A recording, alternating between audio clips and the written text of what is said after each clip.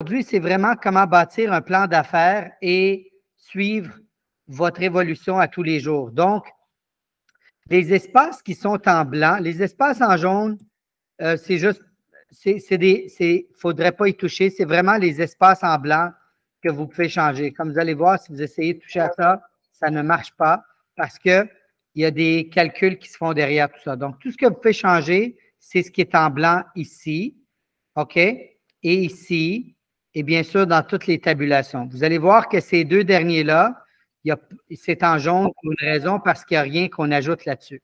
Fait que vraiment, les trois éléments que vous allez remplir, c'est dans ces trois différentes tables-là. On va commencer avec la première. Puis, vous allez voir, ce n'est pas très, très compliqué. Si vous voulez me suivre avec votre écran, vous pouvez. Si vous voulez l'apprendre et puis qu'on vous envoie l'enregistrement, vous allez pouvoir le faire ensemble. Alors, première journée de cette année. Fait que là, c'est sûr qu'aujourd'hui, on peut utiliser, par exemple, à partir de on peut faire le plan d'affaires pour 2024, mais on est en 2023, donc on va mettre toujours année, mois et journée. Ça veut dire 2023, 01, comme vous voyez ici, là, 01 pour le 1er janvier. Okay? Même si on n'est pas le 1er janvier, on va mettre ça en date du 1er janvier. Inventaire actuel. Disons que vous avez un nombre de propriétés en vente, 3, 4, 5, 6, 7, peu importe. Vous allez mettre le nombre de propriétés qui sont présentement dans votre inventaire. Ici, c'est ça en attente. En attente, ça veut dire que c'est des pending en attente de collecter de l'argent chez le notaire. Okay? Donc, vous avez fait une transaction. Vous allez passer chez le notaire dans 3 mois, 4 mois, eh bien, elle tombe dans les pending ou en attente. Date de début. Fait que dans la plupart d'entre vous ici, c'est votre première journée que vous faites ça, donc vous allez pouvoir mettre le 2023, 03, 28 comme première journée. Okay? Commission moyenne. Là, chacun d'entre vous a une commission moyenne particulière. Ben, ce n'est pas compliqué. C'est qu'est-ce que vous avez fait l'année passée en commission brute divisé par le nombre de transactions que vous avez fait. On va dire que c'est 10 000 $. OK? On va avoir des chiffrons. Maintenant, combien de semaines au repos? Ça, là, ça veut dire qu'il faut que vous commencez à vous poser la question, combien de semaines est-ce que je ne veux pas travailler? Je veux être en... Est-ce que tout le monde en passant voit mon écran? Parce que moi, je le vois. Oui, OK. Ah, bon, OK, je le vois maintenant. Alors, donc, 5, c'est le nombre de semaines que vous allez être en repos. Quand on dit en repos, ça veut dire que vous n'êtes pas disponible pour faire le travail en tant que tel. OK? Vous êtes peut-être en voyage d'affaires, vous êtes peut-être en vacances, peu importe. Mettez un chiffre. OK? On a pris ici l'exemple de 5 semaines de repos. Alors, le système va enlever un 10 là-dessus parce que 52 moins 5, on s'entend, ça ne fait pas 42, là. 52 moins 5, ça fait 47. OK? Et le système va vous enlever 10 ici. La raison pourquoi il vous enlève 10 c'est que il y a toujours des journées où vous allez être peut-être occupé à faire quelque chose qui sort de l'ordinaire. Vous avez peut-être des enfants qui sont peut-être malades, doivent rester à la maison. Peut-être vous ne vous sentez pas très bien, vous restez à la maison. Ça peut être aussi simple que vous voulez tout simplement pas travailler cette journée-là. OK? Donc, quand vous mettez le 10 la raison pour laquelle on met le 10 c'est parce que c'est là où est-ce que vous allez pas vous sentir mal une journée que vous allez être off, une journée que ça ne vous tentera pas de travailler. Okay? Si vous avez déjà planifié pour ces jours-là d'avance, on ne se sent pas mal. OK? Ça enlève tout le guilt qu'on appelle. OK? Ça l'enlève. Donc, le système va enlever 10 Maintenant, nombre de jours ouvrables par semaine. Ça, c'est le nombre de jours que vous allez travailler. Et quand je dis travailler, ça veut dire que vous allez vraiment prendre le temps de faire le travail qu'il faut faire. Okay? Donc, ici, on a mis 5 jours. Ça peut être 4 jours, ça peut être 6 jours. Ça, c'est votre décision. Nombre d'heures que vous allez prospecter par jour. OK? vous allez pouvoir choisir est-ce que je prospecte 1 heure, 2 heures, 3 heures, 4 heures, 5 heures, c'est votre choix. OK? Nombre de contacts à l'heure. OK? Habituellement, c'est entre 7 et 10, fait qu'on va écrire 7 pour le fun. OK? Et le montant d'investissement que vous voulez investir à la fin de l'année. Ça, c'est bien important, les amis, que vous compreniez que, j'espère en tout cas que vous comprenez que vous n'êtes pas juste en train de travailler, que vous travaillez pour avoir un investissement, que ce soit des placements à la bourse ou en immobilier, pour avoir un fonds de retraite à la fin. Alors, vous allez voir que même ce montant-là est calculé pour vous. Fait que vous allez choisir un montant ici, 10 000, 15 000, 30 000, 100 000, peu importe, ça serait un montant. Ici, on a pris 50 000 comme exemple. OK? Le reste, tout est en jaune et en orange. Il y a une raison pour ça. C'est parce que tout va se faire calculer à partir des autres tabulations. Pour le moment, on ne rentrera pas dans les détails. Mais je vais vous dire rapidement c'est quoi. Rapidement, c'est quoi? Ça veut dire que si on dit qu'on va travailler 2h30 par jour fois 7 contacts à l'heure, eh bien, le système dit que le nombre de contacts par jour va être de 17,5. Le nombre de jours ouvrables, eh bien, c'est les 42,3 semaines fois 5 jours, 211 jours. Nombre d'heures de prospection par an, eh bien, c'est le fameux 2,5 fois 5 fois 42,7, 42,3, pardon.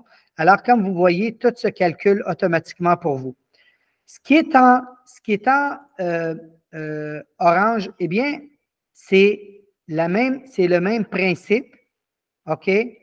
Sauf que c'est un calcul basé sur le réel. OK? Ça prend ce montant-là et ensuite, il y a un calcul qui se fait sur le réel. Le réel, ça, c'est réellement ce que vous allez faire. Donc, quand vous allez commencer à rentrer vos chiffres ici, ça va vous donner vos jours ou vos heures ou vos contacts réels que vous faites. OK? Les jours ouvrables réels que vous allez suivre. D'accord? Maintenant, comme j'ai dit plus tôt, il faut tout faire ce qui est en blanc. Alors, ce qui est en blanc, on continue ici. Nombre de rendez-vous par année. Alors, je vais vous expliquer qu'est-ce qui se passe. La machine ici, elle va faire un calcul pour vous. Le calcul est basé sur, bien sûr, les contacts que vous faites. Donc, le nombre de rendez-vous par année, c'est basé sur le nombre de contacts que vous faites pour avoir un rendez-vous. Fait que regardez bien, ces chiffres-là vont changer basés sur votre expérience. Fait que si on dit, par exemple, qu'une personne doit contacter 30 personnes pour avoir réellement un rendez-vous qualifié, et quand on dit un rendez-vous qualifié, ça veut dire que c'est un rendez-vous que vous avez fait ces 5 étapes. Donc, vous avez préqualifié le client, vous avez envoyé un VIP package, vous avez appelé et confirmé qu'ils ont bien reçu, lu et que tous les gens qui décident vont être là. Vous avez pris des notes pour vous préparer émotionnellement, physiquement et mentalement pour l'inscription et vous avez suivi votre script à la lettre devant le client. OK? Ça, c'est un rendez-vous qualifié que vous avez vraiment été. Fait que si on dit que ça vous prend 90 contacts pour avoir un rendez-vous, eh bien, voyez-vous, le chiffre vient de changer. Ça, c'est le nombre de rendez-vous qu'on projette pour l'année. Si ça vous prend 90 contacts pour avoir un rendez-vous, ça veut dire que vous travaillez, vous faites 7 contacts à l'heure, vous travaillez 2h30 par jour, ça prend 90, eh bien, à la fin de la journée, vous allez avoir 41 contacts, 41 rendez-vous dans l'année. OK? Puis vous allez voir que dès que vous commencez à rentrer vos chiffres ici, le réel va se mettre à jour. Donc, vous allez vraiment savoir, ici, c'est projeté, mais ici, c'est vraiment le réel. OK? Maintenant, ici, on va dire combien de rendez-vous, OK, à chaque fois que je vais devant le client, combien de fois est-ce que je prends l'inscription? On va dire qu'on va mettre 50 %. Fait que si c'est 50 %, si on s'en va devant 41 clients, eh bien, on a des chances que 20 ou 21 vont signer avec nous. Donc, ça veut dire qu'il y en a l'autre moitié qui ne signeront pas avec nous. OK?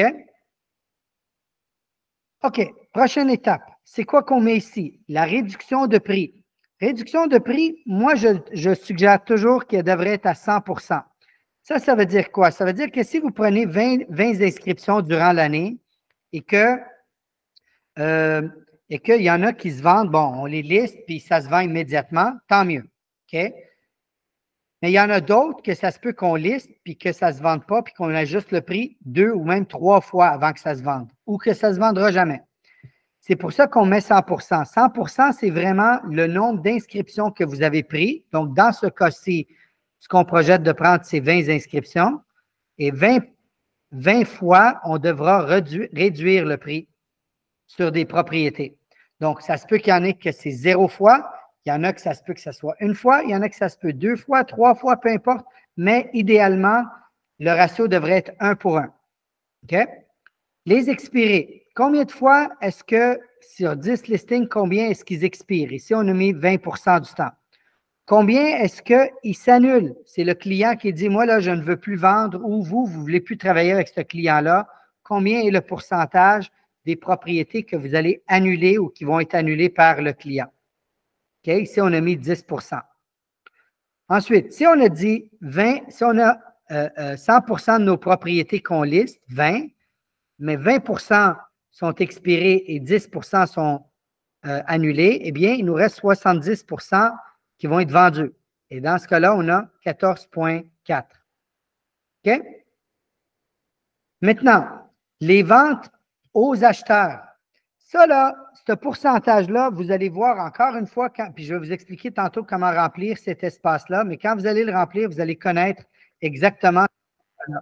Le chiffre ici, c'est les ventes à un acheteur. Donc, si vous listez une propriété puis que quelqu'un vous contacte sur cette propriété-là, même si vous ne pouvez pas le représenter, il n'a pas de courtier, il ne veut pas être représenté, il veut faire ses choses par lui-même, puis qu'il achète la propriété, eh bien, c'est un vendeur et un acheteur. On s'entend? Good. Maintenant, si c'est un autre courtier qui amène l'acheteur, eh bien, ça, c'est un vendeur, mais il n'y a pas d'acheteur. Si votre vendeur décide d'acheter une propriété avec vous, une autre propriété, c'est un vendeur, un acheteur, pas de vendeur. Donc, c'est le pourcentage d'acheteurs par rapport aux ventes totales de l'année. OK? Dans ce cas-là, on a pris 40 Ça, c'est quelqu'un qui inscrit plus, qui représente plus les vendeurs que les acheteurs. Il a mis 40 Donc, 4 transactions sur 10 qu'il fait, ou 4 côtés de transactions qu'il fait, eh bien, c'est des acheteurs. C'est bon? OK. Maintenant, on va passer à l'aspect fiscal, de votre entreprise. Ici, c'est le pourcentage de vos dépenses par rapport au revenu total. On met toujours 35 ça peut être un petit peu plus, ça peut être un petit peu moins. Ça inclut tous vos dépenses d'affaires qui sont vos déplacements, votre essence, votre téléphone, Royal Lepage, les frais de Royal Lepage, les frais de l'OASIC, les frais de la PCIQ, votre pancarte, votre publicité, peu importe. À la fin de l'année, je vous suggère de faire, c'est de regarder votre état financier et de dire, voici les revenus que j'ai faits, voici mes dépenses en pourcentage, c'est, disons, 35 40 28 mettez-le ici. OK?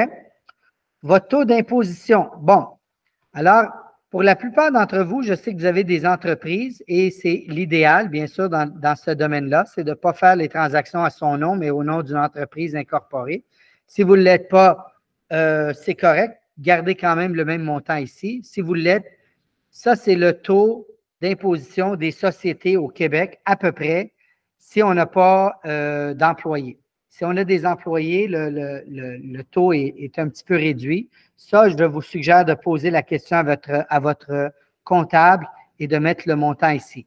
Si vous n'êtes pas incorporé, gardez 20,5. Je vais vous expliquer pourquoi, parce que les calculs se font après. C'est bon? Alors, en théorie, c'est quoi que cette personne-là va faire? Une personne qui travaille, qui va travailler 47 semaines, qui va enlever 10 de son temps qu'il va utiliser pour d'autres choses, va travailler 5 jours, 2 heures et demie de contact par jour, 7 contacts à l'heure, et qui a à chaque 90 contacts, il va chercher une inscription. Basé sur tout ça, il devrait être capable d'aller chercher un revenu total de 239 000 $. OK? 239 000 $. Ça, c'est le revenu total de la société. Maintenant, combien de ça est, excusez-moi, OK. Alors, combien de ça est-ce que il y a comme dépenses d'affaires? On a dit 35 %. Alors, 83 000 c'est des dépenses d'affaires. Il nous reste 155 000 de revenus d'entreprise et non pas d'entreprise. C'est pour ça que je vous ai dit, j'ai réalisé que j'avais des fautes, je vais les corriger. Vous allez avoir la nouvelle version là, en ligne. OK? Fait qu'il reste 155 000. 31 000 s'en va à M. Trudeau et M. Legault. Il nous reste 123 000 pour la société. Dividende potentiel déclaré, c'est 73 000. OK? Là, vous allez voir, ça vient d'où? Ça vient d'un petit peu plus loin. OK? Mais pour l'instant, il faut comprendre que l'entreprise va faire 123 000 $. C'est bon? Est-ce que tout le monde me suit? Oui? Yes? Thumbs up? OK. C'est bon. Good. Alors, revenu et investissement. Lui, est un petit peu plus court, mais c'est quand même intéressant. Ici, là, ça, la première place, c'est les dépenses mensuelles nettes. Net, ça veut dire après impôt. OK? Combien est-ce que vous dépensez personnellement pour l'épicerie, pour le loyer, pour vos sorties, pour vos soins personnels? Peu importe, OK? Pour l'école des enfants. Combien est-ce que vous dépensez par mois de revenus net? Fait qu'on va dire, je ne sais pas moi, 5 000 $. OK? 5 000 $. Parfait. Si c'est 5 000 par mois, c'est 60 000 par année après taxes. Ben, c'est quoi l'impôt qu'on paye? Eh bien, ici, je vais vous montrer quelque chose. Il y a une petite astérix ici, et si vous descendez en bas, il y a un lien ici. Je vais vous le montrer parce qu'il va falloir que je change. Je vais cliquer sur le lien en premier et ensuite, je vais changer d'écran.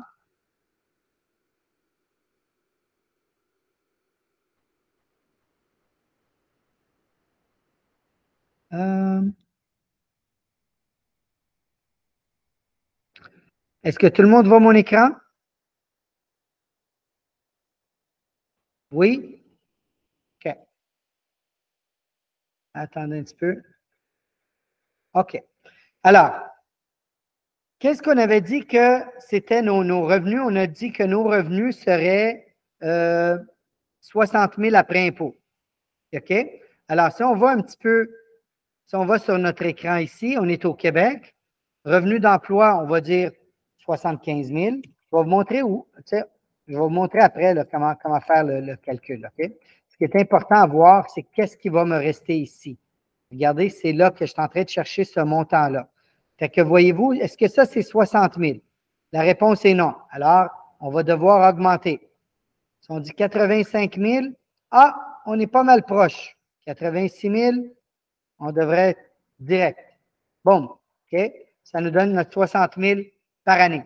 Ça veut dire que on a 22 000 à payer pour le fédéral, le provincial, les RRQ, l'assurance-emploi, etc., etc. Et notre taux moyen d'imposition, regardez bien, il y en a deux, OK? Le taux moyen et le taux marginal. Ce n'est pas le taux marginal que vous allez prendre, c'est le taux moyen. Donc, vous copiez le taux moyen et vous revenez sur notre présentation.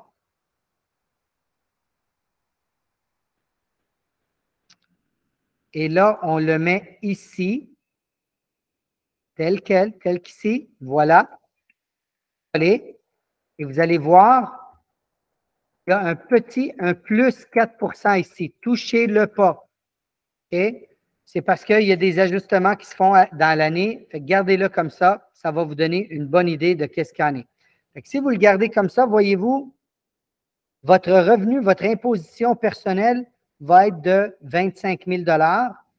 Votre revenu brut va être de 85 000 $, 500. J'étais très proche de ce que le système m'a donné. OK? Ici, on va aussi avoir à investir 50 000 $ pour, disons, à la bourse ou en immobilier, peu importe. Alors, le revenu net de l'entreprise était de 35 000 $. Fait que vous voyez tout ce calcul ici. Et à la fin, ce qui est important à garder en tête, c'est qu'est-ce que c'est ce chiffre-là? Eh bien, ce chiffre-là, c'est le montant d'argent que vous devez garder de côté pour payer la TPS, la TVQ, la taxe de la société, vos taxes personnelles, ainsi que votre investissement de 50 000 $. OK? Est-ce qu'on est clair? Est-ce que c'est clair comment remplir ces deux éléments-là? Oui? Thumbs up? Oui? Je vous vois là en ligne. Là. Est-ce que c'est clair pour tout le monde? Oui? OK, garde. C'est bon. Il y en a un qui lève la main. Merci. Okay. You going to do this in English later? Non. Alors, maintenant, ça, mettez-vous sur mute, s'il vous plaît, tout le monde qui est en ligne. Merci beaucoup. C'est apprécié. OK. Donc, on va prendre un exemple d'une personne qui va investir 50 000 $. Qu'est-ce que ça va donner à cette personne-là à une certaine retraite? On va prendre mon âge, on va dire que c'est moi. J'ai 49 ans. On va dire que je veux prendre ma retraite à 65 ans. Et on va dire que mon portefeuille actuel en immobilier, c'est en valeur mobilière, c'est 0. OK? Et que j'ai une valeur actuelle, disons que j'ai un duplex, là, puis que j'ai. Savez-vous quoi? On va mettre ça à 0, juste pour le fun. On va mettre tout ça à 0. Là, la question qui se pose, c'est que si je n'ai aucun montant à la bourse, je n'ai aucun montant investi, que j'ai 49 ans et que je veux prendre ma retraite à 65 ans en investissant 50 000 $ dans des fonds de placement, ça peut être par exemple le S&P 500 qui nous donne un rendement depuis les 90 dernières années à 9,8 %. Eh bien, si j'investis mon argent pendant les 16 prochaines années, 50 000 par année, dans un fonds comme le S&P 500, je devrais avoir un portefeuille de retraite de 1,9 million. Si mon revenu sûr est d'à peu près 4 %, ce qui est très logique en passant, 4 %, c'est un revenu, ça peut être des dividendes, ça peut être un revenu de rendement. Okay? C'est assez facile d'avoir 4 %. Eh bien, ça veut dire que mon entreprise qui investit son argent a un revenu de 77 000 par année. Après les impôts corporatifs, il reste 61 000. Les impôts sur le revenu des sociétés et la différence devrait être 9 %. Donc, moi, si je travaille et j'investis 50 000 $ par année et que j'ai 0 investissement pour le moment, eh bien, à l'âge de 65 ans, je devrais être capable de retirer 3 262 $ de revenus nets en dollars courants. Ça veut dire en dollars de 2023 et non pas en 2000, je ne sais pas trop quoi, là, OK? En 2023. Ça, c'est en dollars d'aujourd'hui. Ça enlève l'inflation. On a enlevé l'inflation là-dessus. Est-ce que c'est assez pour continuer à vivre si j'ai besoin de 5 000 $ par mois? La réponse est non. Alors, j'ai deux choix. Ou bien je réduis mon montant que je dois personnellement, ou bien je travaille plus longtemps, peut-être 67 ans, même pas, 68 ans, 69 ans. Ah, on n'est pas loin, 70. Ah, là, ça va. OK? Je peux continuer à travailler jusqu'à 70 ans, ou bien je peux investir plus d'argent, donc peut-être mettre 65 000 par année. On va voir ce que ça donne. Voilà. Ah, on n'a pas assez. Il va falloir mettre peut-être un petit peu plus, 70 000. Hein, pas encore. Peut-être travailler une autre année, 2 ans peut-être. OK? Voilà. Donc, si je travaille une autre année de plus, mais que j'investis 70 000 par année, je devrais être capable de prendre ma retraite à l'âge de 66 ans. Fait que vous voyez, c'est quand même dynamique. Il y a plein de choses qu'on peut changer ici. C'est quand même intéressant. Maintenant, comment est-ce qu'on connaît notre productivité ici? Toute la productivité, qu'est-ce que je vous disais là, le réel? OK? Comment est-ce qu'on est capable de savoir qu'est-ce qu'on est capable de faire avec notre temps? Eh bien, c'est de commencer à remplir les données que nous avons ici. Maintenant, ça, je vais juste changer ça pour le 1er janvier parce que j'avais fait déjà ça pour le 1er janvier. Voilà. Alors, ça, c'est des exemples. C'est un exemple d'informations que j'ai mis à tous les jours pendant les 4, 5, 6, 10, peu importe, journées de travail. On va les mettre ici aussi. Voilà. Voilà.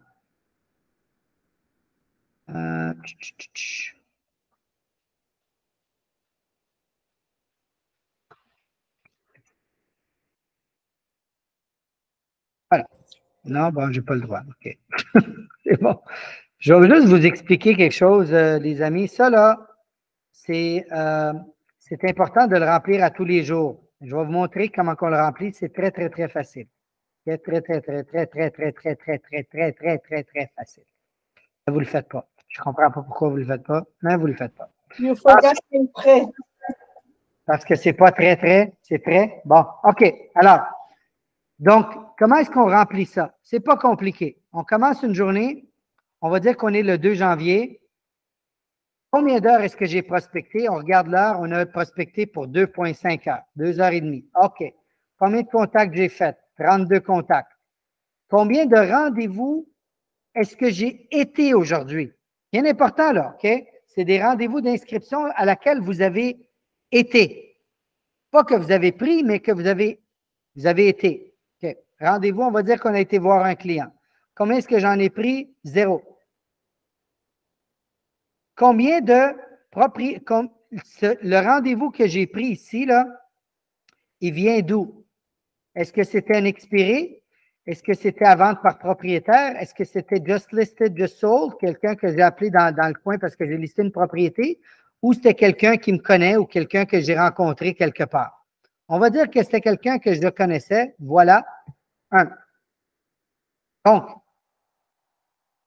voyez-vous, ensuite, tout ce qui est en jaune, ne touchez pas. Inscription vendue. Est-ce que j'ai vendu une propriété aujourd'hui?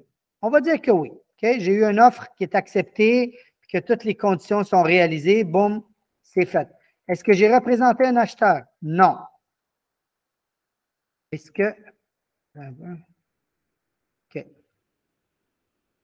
OK, je vais corriger ça, là. Mais ça, c'est la fiche. Est-ce que le source de cet acheteur-là, s'il y en avait un, on va dire que demain, on va dire qu'il y en avait un, OK, juste pour le fun. Est-ce qu'il vient d'une affiche? Est-ce qu'il vient de Centris? Est-ce qu'il vient de mes médias sociaux? Ou est-ce que c'est un ancien client ou quelqu'un avec qui j'ai travaillé, peut-être un de mes vendeurs qui a acheté? Okay? On va dire que c'était un de mes vendeurs qui a acheté une propriété. Réduction de prix. Est-ce que j'ai fait une réduction de prix aujourd'hui? Non. Est-ce qu'il y a une propriété qui a expiré? Non. Est-ce qu'il y a une propriété qui a été annulée? Non. Est-ce qu'il y a une promesse d'achat qui est tombée? J'avais toutes les conditions, tout allait bien, puis là, le financement n'arrive pas, boum, ça tombe. 0. Notarié? Oui, parfait. J'ai été voir un notaire. OK? Est-ce que j'ai collecté de l'argent? Il faut faire bien attention. Ça, c'est la journée que vous collectez et non pas la journée du notaire. OK? Ça, c'est la journée que vous collectez votre argent. La vraie argent, un vrai cash flow. OK? On va dire qu'on l'a collecté la même journée. C'est bon? Fait que vous allez voir que quand vous allez remplir ces informations-là, voyez-vous, on avait commencé l'année avec 4 inscriptions. Vous vous en souvenez? On l'avait ici, là.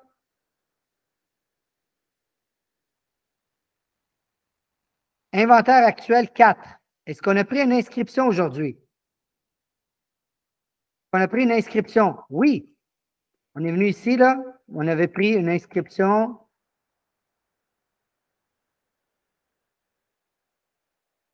Non, excusez-moi, c'est un ici. Voilà. OK? Alors, on a pris une inscription. D'accord? Et on a aussi une vente d'une de nos inscriptions. Alors, le chiffre ne changera pas. Il reste à 4. Par contre, si j'enlève l'inscription qu'on a prise aujourd'hui, qui est à 0, qui était à 0 tantôt, eh bien, étant donné que, oh, excusez-moi, qui était à 0 tantôt, fait que voyez-vous, j'en avais 4. J'ai vendu une d'inscription. Alors, il m'en reste 3 à vendre. Nouvelle offre en cours, j'en ai 2. Lesquelles? Eh bien, c'est les offres que nous avons reçues, que nous sommes en train de travailler présentement. C'est bon? Fait que ce qui est important, c'est de garder en tête que le remplissage de la section blanche prend peut-être 30 secondes. Et la beauté, c'est que quand que vous allez remplir ces informations-là, eh bien, de un, vous allez commencer à voir des chiffres ici. OK? Et des chiffres ici. Et vous allez commencer à savoir vraiment où vous vous posez, où vous vous trouvez dans la réalité des choses. Et en plus, vous allez être capable de voir vos ratios. Et je vais vous parler un petit peu des ratios. C'est sûr que là, je vous donne un cours en 1 heure de quelque chose que vous allez apprendre avec le temps à naviguer et utiliser. OK? Donc, les données, juste pour que je revienne aux données, les données sont compilées à la fin de la journée. OK? Et ils sont calculés ici et ils sont renvoyés aux analyses. Donc, c'est quoi cette section-là? Cette section-là, c'est une section qui va vous donner une idée de où est-ce que vous vous trouvez par rapport à vos objectifs. Bon, cette personne-là qui est théorique, elle a 2,5 heures, c'est ce qu'elle s'est dit qu'elle va faire. Bon, je vais faire 2,5 heures de contact par jour. En moyenne, eh bien, elle fait un petit peu plus. Elle fait 2,84 heures. Contact à l'heure, à ses 17 à l'heure, eh bien, elle en fait un petit peu plus. Elle en fait 8,74, ce qui lui donne 24,82 contacts par jour. Par contre, elle pensait aussi que ça y prenait 12,86 heures de prospection pour avoir un rendez-vous. Ça y en prend moins, ça y en prend 10,4. Vous voyez, on est capable maintenant de recommencer à regarder notre productivité. Donc, une fois qu'on commence à rentrer nos chiffres, vous allez commencer à comprendre votre productivité dans tout ça. OK? Heures prospectées par contrat pris. Bon, ici, on pensait par contre qu'on allait prendre 25 heures de prospection. Ça nous en prend 31. On pensait être capable de closer 50 %, mais en réalité, on a closé seulement 1 sur 3. OK? Bon, on continue. Contact pris. Bon, notre objectif, c'est de faire 90 contacts par rendez-vous. On n'est pas loin, on est à 91. Contact par inscription prise. On pensait que chaque 50 % du temps, on allait inscrire. Malheureusement, ce n'est pas le cas. On se liste seulement 33 % du temps. Donc, en réalité, ça nous prend 273 contacts pour avoir une inscription. OK? Mais la beauté, c'est que les inscriptions prises par transaction, eh bien, c'est moins. On est capable de faire plus de transactions par listing qu'on prend, fait que peut-être qu'on travaille avec plus d'acheteurs, etc. Le revenu, là, ça commence à être intéressant. Ça, c'est bien important de voir que ça, c'est le revenu généré par contact. Ça, là, les amis, ça veut dire que chaque fois que je prends le téléphone et que j'appelle quelqu'un, en réalité, je fais 64 $ à chaque fois que je parle avec quelqu'un. Et ça prend bien sûr le nombre de contacts que vous faites, le nombre de transactions que vous faites, le montant d'argent que vous faites, et ça se résorbe en contact et ça vous donne le montant que vous faites par contact. Et c'est encore intéressant, un autre aspect intéressant, ça c'est le nombre ou le montant d'argent généré par heure prospectée.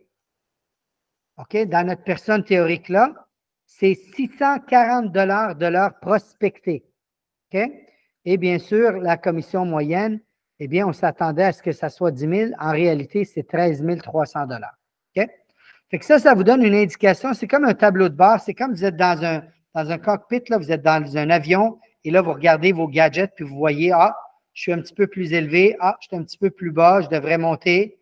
Eh bien, ça vous donne une idée de où est-ce que vous en êtes dans votre entreprise. Maintenant, ici, revenu payé. Donc, on voulait un revenu de 239 000. Vous vous en souvenez ici, 239 000? Eh bien, ça, c'est votre objectif. Cette personne-là, est-ce qu'elle est en voie de faire 239? La réponse est non. Cette personne-là, elle est en voie de faire 169 000. Pourquoi? Eh bien, les jours prospectés, elle devait avoir prospecté 211, elle est en voie d'en faire 93 parce qu'elle ne rentre pas ou elle ne fait pas de prospection. OK? Alors, vous allez voir que ça, c'est qu'est-ce que vous êtes en voie de réussir à faire à la fin de l'année. Si vous continuez sur le chemin que vous êtes. Le besoin hebdomadaire, bien là, ça vous donne des besoins hebdomadaires réels. OK? Et ça, c'est le year to date. Ça, c'est ce qu'on a généré jusqu'à aujourd'hui. Et excusez-moi, ça, c'est ce que ça doit être jusqu'à aujourd'hui. Et ça, c'est où est-ce qu'on est. On devait être à 56 000 de revenus bruts. On est seulement à 40 000. On n'est pas loin, mais il faut revenir sur nos tracks et faire le travail qu'il faut. OK? Alors, vous allez voir que tous ces chiffres-là sont traduits par cette espèce de cockpit-là que moi, j'aime beaucoup voir parce que c'est celui qui va me donner l'idée où est-ce que je suis rendu dans ma productivité. OK? Alors, c'est tout. Ce n'est pas vraiment compliqué. Ça, c'est les objectifs et lui, c'est très rare que je vais là. Je le garde parce qu'on l'utilise pour des calculs. Mais principalement, je vais sur ces 4 espaces-là. Je vais là une fois au début de l'année et à chaque quart pour ajuster mes chiffres par rapport à mon réel. OK? Je vais ici une fois par année. OK? Au début de l'année. Ici, je vais à tous les jours. Tous les jours, j'écris qu'est-ce que je fais, qu'est-ce que j'ai fait dans cette journée-là. Puis comme vous voyez, c'est vraiment pas compliqué, les amis. On va en faire une ensemble pour le fun. OK? J'ai travaillé, on va le calculer. Combien de temps? Chrono. Vous savez pourquoi je vais faire un chrono juste pour le fun? Que je vous démontre que c'est super facile. OK? Voilà. Timer. Start. C'est ça? On fait start? Non? Stopwatch? Start. Bon. OK. Combien d'heures est-ce que j'ai prospecté? Bon, j'ai fait 2,5 heures. OK. Combien de contacts j'ai fait? J'ai calculé, j'en ai fait 32. Parfait. Combien de rendez-vous est-ce que j'ai pris? 0. Combien de rendez-vous j'ai pris? 0. Combien d'inscriptions est-ce que j'ai pris? 0. Étant donné que c'est 0, ben, je ne l'ai pas pris de nulle part. Parfait. Est-ce que j'ai une inscription qui est vendue? Non. Est-ce que j'ai une promesse d'achat? Est-ce que j'ai un acheteur qui a acheté? Ah oui, aujourd'hui, j'ai finalisé une transaction. Oui. Celui-là, il vient d'où? Ah, c'était quelqu'un qui m'avait appelé sur Centris, puis j'ai signé un contrat de courtage avec lui. Parfait. 0, 1, 0, 0. Est-ce que j'ai réduit le prix? Ben oui, celui de Jean-Jacques, je l'ai réduit. Parfait. Est-ce que j'ai expiré quelque chose? Non. Est-ce qu'il y a quelque chose qui s'est annulé? Non. Maintenant, est-ce qu'il y a une PA qui est tombée? Non. Est-ce que j'ai été chez le notaire aujourd'hui? Non, pas encore. Demain, je vais y aller, mais pas aujourd'hui. Puis est-ce que j'ai collecté de l'argent aujourd'hui? Ben oui, on m'a donné un chèque de 6 000 $. Boum. Stopwatch. 1 minute et 5 secondes. 1 minute et 5 secondes. C'est tout ce que ça prend. 1 minute et 5 secondes pour que vous ayez un plan d'affaires clair devant vous et que vous soyez capable de regarder vos chiffres à tous les jours pour voir où est-ce que vous en êtes rendu. Est-ce que ça vaut ce 1 minute-là? Oui? Là, je ne vous entends plus. Là. Vous êtes sur mute. Fait que... Oui? Good. J'ai des thumbs up. Parfait. Oui, okay. oui. Oui. Bon, ça vaut 1 minute? Non, mais je ne comprends pas des fois. C'est parce que je vous dis de le faire puis vous ne le faites pas. J'arrive, je vous pose des questions. Vous me dites, Fadi, j'ai des problèmes avec mes chiffres. Je ne balance pas. Je vous pose des questions. C'est quoi votre revenu moyen à date? Je ne sais pas. Combien de contacts ça te prend pour aller chercher une inscription? Je ne sais pas. Si vous ne le savez pas, vous êtes en train de gérer une entreprise.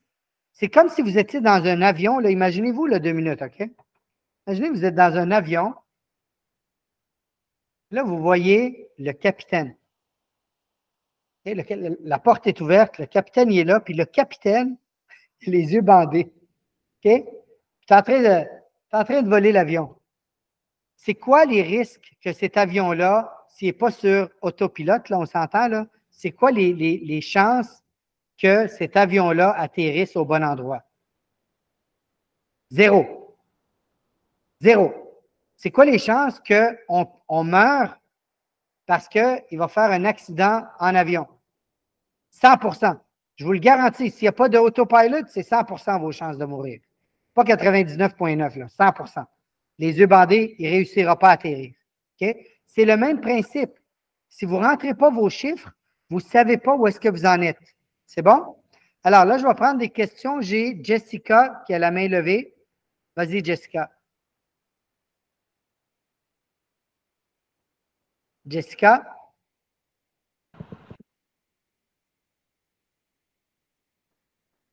Jessica. Bon, OK. Pas de Jessica. OK. Vous êtes qui est capable de vous démuter dans la salle?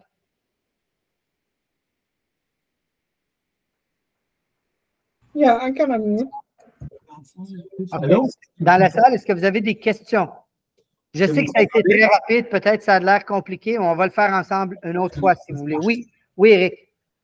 Juste une petite question de fond dans ton revenu investissement, immobilisation, valeur immobilière, c'est les valeurs marchandes, pas Non, très, très bonne question, Eric. Merci de m'avoir. J'avais mis des zéros, mais c'est bien que tu me le dises. Merci. Bon, premièrement, la valeur boursière, c'est tous vos placements, que ce soit des REER, que ce soit des CELI, que ce soit un compte marge normal, peu importe. C'est le montant total au 1er janvier. C'est bon? Oui. La valeur immobilière. La valeur immobilière, ce n'est pas votre maison, les amis. OK? Faites bien attention. Votre maison ne compte pas là-dedans. La valeur immobilière, c'est des immeubles qui vous rapportent de l'argent. C'est des investissements. Et ça, c'est la valeur marchande moins le passif, moins l'hypothèque. Donc, c'est le net. C'est bon? OK. Est-ce que vous avez d'autres questions pour moi? Ma table, ça a l'air bon ce que tu manges. Qu'est-ce que tu manges là? Je commence à avoir faim juste à te regarder aller. Pizza? OK, c'est bon. OK. Est-ce que vous avez d'autres questions pour moi? Fournier par heure à la page du quartier. Merci. C'est bon. C'est bon. Fait que moi, je ne suis pas là, c'est pour ça que vous mangez de la pizza. Hein? Bon, OK, correct. Est-ce que vous avez d'autres questions pour moi? Buddy, is it important to source even if you didn't take the listing? No, because when you source, it's only when you take the listing. Let me share again. So right here, you see the sourcing is when you actually take the listing. Okay. Okay, so if you have 0 here, you have nothing here. Okay. But let's say you had 1, then you have to say where it comes from. Okay, and then it's the same here. Okay, for the buyer, it's very important to source your buyers, where they're coming from. Because if you got a lot of these buyers coming from social media, you know, at least if you, let's say, for example, you're advertising on social media, okay, and you're getting a lot of these buyers coming from social media, now you could say, okay, well, I got 5 buyers, average commission 10,000, I made 50,000, and it's costing me 20,000 in advertising, and it's costing me, for example, 15,000 in management fees because it's 30%. Is it worth it for me to keep going with this? Mm-hmm. Okay, that's why it's very important that you source where your income is coming from, so you could analyze better your business. Make sense? Yeah, thank you. OK. Est-ce que vous avez d'autres questions? Daniel, je pense que les gens ne font pas le business plan. Je comprends pas. Attends un peu là. Peut-être j'ai lu rapidement. OK. Je pense que les gens ne font pas le business plan, pas car ils ne comprennent pas l'importance de le faire, à part de savoir où nous sommes dans nos chiffres. Qu'est-ce que ça peut rapporter en plus de la productivité? Bien, comme je l'ai expliqué tantôt, regardez là. Moi, je vais vous dire de quoi. Souvent, je parle avec des gros courtiers. Quand on parle de gros courtiers, je parle, tu sais, les tops, là, OK? Les top courtiers, souvent, ma conversation avec eux, c'est pas nécessairement seulement comment ils vont aller chercher la business. Ils savent comment le faire. C'est comment gérer l'entreprise. Parce que la gestion d'entreprise est très importante, OK? Le cash flow est très important. Si on n'a pas un bon cash flow, on a un problème. L'entreprise va avoir des problèmes. Et souvent, on ne fait pas attention, mais comme je vous dis, OK, je vais vous expliquer rapidement. Donc, disons que vos dépenses d'affaires sont 30 OK? Dépenses d'affaires générales, sans publicité, 30 Parfait. Si on fait 50 000, il y a 15 000 qui s'en vont en dépenses. Okay. Si, en plus de ça, ça nous coûte 10 000 $ de publicité encore une fois, sur Facebook. On va prendre Facebook comme exemple pour le fun, OK? Ou les médias sociaux. Ça, c'est à part de mes dépenses d'affaires. Donc, j'ai 15 000 $ de dépenses d'affaires, 10 000 $ de dépenses pour la publicité en ligne. Et si je suis capable de garder ma source de où proviennent mes acheteurs et mes vendeurs ou mon argent, eh bien, je vais être capable de dire, est-ce que la publicité vaut la peine? Est-ce que je devrais continuer? Ça peut être oui, ça peut être non. Mais si vous ne savez pas comment opérer votre entreprise, si vous ne savez pas la valeur de votre temps, parce qu'oubliez pas une chose, là, la valeur de votre temps, elle est ici, là. Elle est ici. Cette personne-là, là, ça, c'est l'heure prospectée. Il fait 700 $ de l'heure de prospection. Si vous ne connaissez pas votre valeur unitaire à l'heure, eh bien là, vous allez vous faire déranger par des gens qui vous font perdre votre temps. Quelqu'un vous appelle pour quelque chose qui n'a aucunement rapport, au lieu de faire votre prospection pendant 1 heure, il vous tient au téléphone pendant 1 heure, cette personne-là vient de vous coûter 700 $. Elle vient de vous coûter 700 $. Je vais vous dire de quoi. Quand que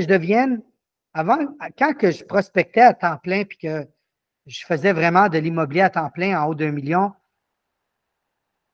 je me souviens, j'ai eu une conversation à un moment donné avec un de mes collègues. Il est venu me voir, il avait besoin d'aide. C'était mon temps de prospection. Je lui ai dit, là, c'est mon temps de prospection, je ne peux pas te répondre. Il m'a dit, c'est vraiment urgent. J'ai dit, combien de temps tu as besoin? Il m'a dit, j'ai dit 10 minutes. J'ai dit, il n'y a pas de problème, 10 minutes. J'ai dit, est-ce que tu es prête à me payer 100 $? Il dit, pardon? 100 $ pour mon 10 minutes? Il dit non. J'ai dit, ben, regarde combien je fais de l'heure. Et là, je lui ai montré. Et cette personne-là a compris qu'à un moment donné, il faut savoir c'est quoi nos priorités. En tant que courtier, vos seules priorités, et je répète, priorité, c'est être au téléphone avec des clients ou être face à face avec des clients. C'est tout. Ça, c'est votre priorité. Faire de la paperasse, remplir des documents, ce n'est pas une priorité. Votre priorité, c'est de parler avec un vendeur, parler avec un acheteur et faire des transactions. C'est ça votre priorité. Est-ce que vous avez des questions pour moi? Autres? Questions autres? Non? Good. Ben, je vais vous souhaiter une belle journée, tout le monde. Puis, je vais vous envoyer la vidéo aussi là, pour que vous puissiez voir comment remplir tout ça. Il y a quelques corrections. Vous allez avoir la nouvelle version. Elle va être en ligne d'ici la fin de la journée. C'est bon? Merci, Fadi. Merci. Salut. Bonne journée à tout le monde. Bye. Bye.